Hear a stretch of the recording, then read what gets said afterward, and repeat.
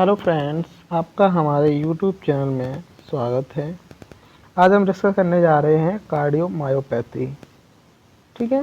Cardiomyopathy is a term used to describe a group of heart muscle disease that primarily affect the structural or functional ability of the myocardium। तो cardiomyopathy क्या है? Cardiomyopathy जो है वो heart muscles के एक disease है जो कि हार्ट मसल्स की, कार्डियक मसल्स की स्ट्रक्चरल एंड फंक्शनल एबिलिटी को अफेक्ट करता है। ठीक है। तो कार्डियोमायोपैथी टर्म को हम कैसे डिफाइन कर सकते हैं? कार्डियो मतलब हार्ट, मायो मतलब मसल एंड पैथी मतलब डिजीज़। तो क्या है, जो कार्डियक मसल्स की जो है डिजीज़ है उसे हम कार्डियोमायोपैथी कह सकते हैं। तो cardiomyopathy can be classified as primary और सेकेंडरी। अब हम देखते हैं कार्डियोमायोपैथी दो तरह से डिवाइड किया गया है, प्राइमरी और secondary. Primary cardiomyopathy is a condition in which etiology of heart disease is unknown. तो प्राइमरी कार्डियोमायोपैथी में क्या होता है, जो हार्ट डिसीज है कंडीशन है वो अननोन होती है, अननोन इडियोपैथिक होती है। The heart muscle in this stent is the only portion of heart involved and the other cardiac structural are unaffected। ठीक है। इसमें क्या होता है, जो हार्ट मसल्स हैं उनका एक ओनली पोर्शन जो है वो है इन्वॉल्व होता है, कुछ पोर्शन, और बाकी जो है कार्डियक स्ट्रक्चर वो सब अनअफेक्टेड रहती है। ठीक है। सेकेंडरी कार्डियोमायोपैथी में क्या होता है, the cause of myocardial disease is known and is secondary to another disease process, heart muscles and structure both are affected। Secondary cardiomyopathy में क्या होता है, उसको जो है किसी अन्य सेकेंडरी डिसीज की वजह से हो सकती है। ठीक है।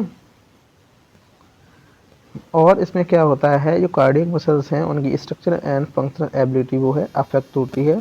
ठीक है। WHO का है इस क्लासिक। अब WHO ने कार्डियोमायोपैथी को तीन तरह से क्लासिफाइड किया है। फर्स्ट आता है डायलेटेड कार्डियोमायोपैथी या congestive cardiomyopathy. It is the most common type of cardiomyopathy accounting for more than 90% of all cases. ये कार्डियोमायोपैथी क्या है, 90% से ज़्यादा देखने को मिलती है। It is characterized by cardiomegaly with ventricular dilation, impairment of systolic function, arterial enlargement and stasis of blood in the left ventricle। इसमें क्या होता है, जो वेंट्रिकुलर है, वेंट्रिकल्स हैं उनका डायलेशन हो जाता है, और जो सिस्टोलिक फंक्शन है उनका इम्पेयरमेंट होता है, इम्पेयर्ड हो जाते हैं। बाकी क्या है, जो लेफ्ट वेंट्रिकल है उस पर ब्लड जो है स्टेसिस यानी रुक जाता है। ठीक है। इस पर कॉजेज़ क्या क्या हो सकते हैं, और एट्रियम एनलार्जमेंट हो जाता है। अब आते हैं कॉजेज़। कॉजेज़ क्या क्या हो सकते हैं, कार्डियोटॉक्सिक एजेंट्स हो सकते हैं जैसे अल्कोहल, कोकीन, एड्रियोमाइसिन। ठीक है। जेनेटिक और फैमिलियल हो सकते हैं, इस्चीमिया हो सकता है, इडियोपैथिक हो सकता है जैसे अननोन कॉज हो सकता है, मायोकार्डिटिस हो सकता है, वॉल्वुलर डिसऑर्डर हो सकता है, या फिर मेटाबॉलिक डिसऑर्डर्स जैसे ओबेसिटी, थायराइड डिसऑर्डर हो सकता है, एंड प्रेगनेंसी में भी चांसेस होते हैं। ठीक है। अब आता है क्लिनिकल मैनिफेस्टेशंस। अब हम कार्डियोमायोपैथी के सिम्टम देखेंगे कि क्या सिम्टम्स होते हैं, जैसे fatigue, dry cough, dyspnoea, paroxysmal nocturnal dyspnoea. ठीक है। सोते समय जो है वो हमें डिफ़िकल्टी होगी ब्रीदिंग में, ऑर्थोपनिया होगा, पाल्पिटेशन, एनोरेक्सिया होगा, S3 and S4 sound, gallop heart sound सुनाई देगी, टैकीकार्डिया रहेगा, पेशेंट को पल्मोनरी क्रैकल्स, पल्मोनरी एडिमा रहेगा, वीक पेरिफेरल पल्स रहेगी, पैलर हिपेटोमेगैली रहेगी, जुगुलर वेन डिस्टेंशन रहेगा, and patient may have arrhythmia because the blood flow more slowly through an enlarged heart, blood clot easily form and may lead to systemic embolization। ठीक है। अब हम दूसरे तरह second type पढ़ते हैं, हाइपरट्रॉपिक कार्डियोमायोपैथी। इसमें क्या होता है, जो कार्डियोमायोपैथी है, कार्डियक मसल्स फाइबर हैं उनकी क्या है, हाइपरट्रॉफी हो जाती है और पूरा जो है हार्ट का स्ट्रक्चर वो इनलार्ज हो जाता है। Hypertrophic cardiomyopathy is asymmetric myocardial hypertrophy without ventricular dilation। इसमें क्या होता है, वेंट्रिकुलर का डायलेशन नहीं होता और बाकी पूरी यह है एसिमेट्रिकल मायोकार्डियल हाइपरट्रॉफी हो जाती है। Another name for this disease is idiopathic hypertrophic subaortic stenosis. इसका दूसरा नाम क्या है? Idiopathic hypertrophic subaortic stenosis. इसमें स्टेनोसिस का मतलब क्या है? स्टेनोसिस क्या है? मतलब वो नैरोइंग हो गई है, स्ट्रक्चर अरोटा जो है वो नैरोइंग हो जाती है क्योंकि हाइपरट्रॉफी हो जाती है कार्डियोमयोसाइटिस फाइबर की, फिर अरोटा में जो है ब्लड पंप अच्छे से नहीं हो पाता. In one form of the disease, the septum between two ventricles become enlarged and the obstructs the blood flow from the left ventricle. ठीक है, इसमें क्या होता है, वेंट्रिकल्स के बीच में जो सेप्टम है वो क्या एनलार्ज हो जाता है, जिससे क्या होता है, जो लेफ्ट वेंट्रिकल है वो कम्प्लीटली फ्लो नहीं हो पाता. जो लेफ्ट वेंट्रिकल से ब्लड जो है वो आगे नहीं जा पाता. It is term as hypertrophic obstructive cardiomyopathy और एसिमेट्रिक सेप्टल हाइपरट्रॉपी. ठीक है, इसमें क्या है, सेप्टल का हाइपरट्रॉपी हो जाता है. The four main characteristic of hypertrophic cardiomyopathy are massive ventricular hypertrophy हो जाएगा, rapid forceful contraction of the left ventricle, impaired relaxation, obstruction of the aortic outflow. Clinical manifestation क्या है हाइपरट्रॉपिक कार्डियोमायोपैथी के? एक्सर्शनल डिस्निया होगा, fatigue, angina, syncope, ventricular fibrillation, ventricular tachycardia, loss of consciousness and sudden death. ठीक है, अब third आता है हमारा क्लासिफिकेशन रेस्ट्रिक्टिव कार्डियोमायोपैथी. इसमें क्या होता है, it is least common of cardiomyopathic condition in that impairs the diastolic filling caused by rigid ventricular walls that impair and stretch systolic function. इसमें क्या होता है,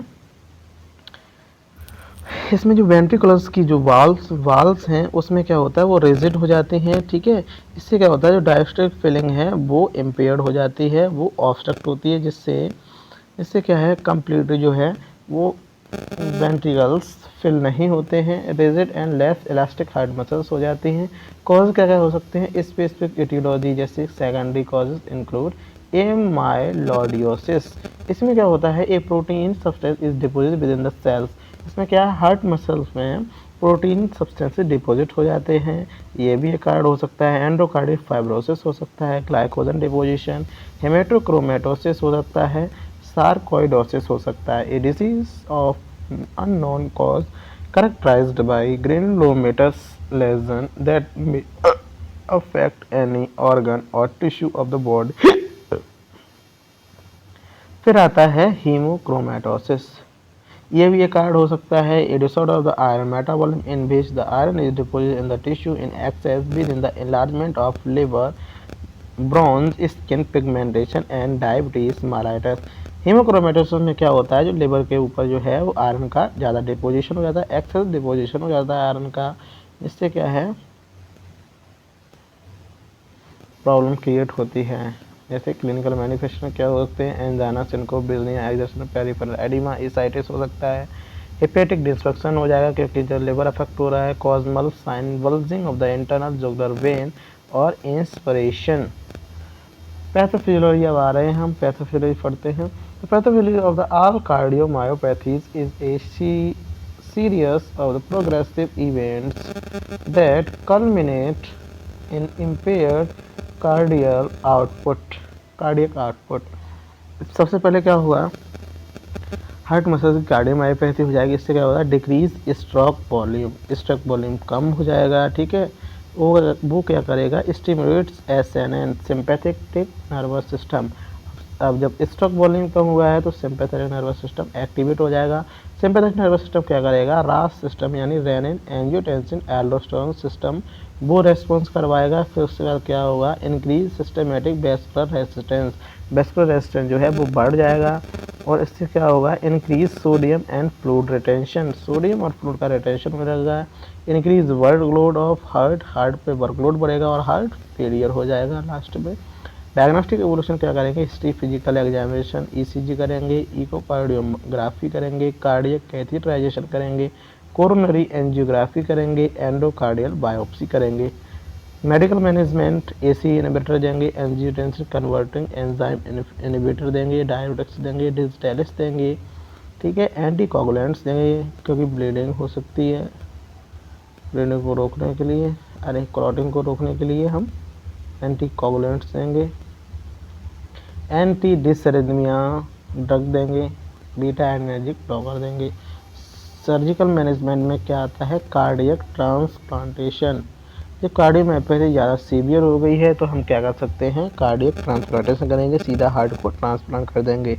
the first human to human heart transplant was performed in 1967। Cardiomyopathy is ischaemic heart disease, valvular disease, rejection of the previously transplanted heart and congenital heart disease are most common indication for transplantation।